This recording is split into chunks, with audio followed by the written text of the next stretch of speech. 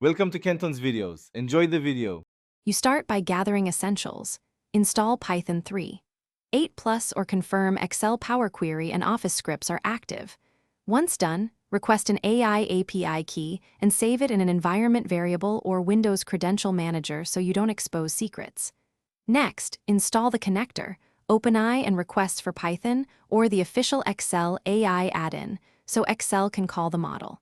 Make sure to restart Excel. Doing that prevents stale sessions and helps the add-in register correctly before you now wire Excel to the AI. Write a short Python or Office script that reads selected cells, builds a JSON prompt, and calls the API with parameters like max tokens and temperature. Once done, parse the JSON response and extract the text or structured fields you need. Make sure to validate the response schema so errors are caught early. Then, use Power Query, VBA, or Office scripts to write results back into specific worksheet ranges, keeping original data intact for traceability. You finish by hardening the integration. Add retries, back off for rate limits, and input validation so malformed cells don't break the pipeline. Once done, implement logging of requests and responses, redact keys to audit results and debug later.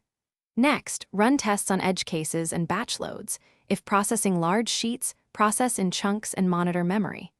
If things go wrong, check API key validity and network connectivity first. Most failures stem from expired keys or blocked outbound traffic.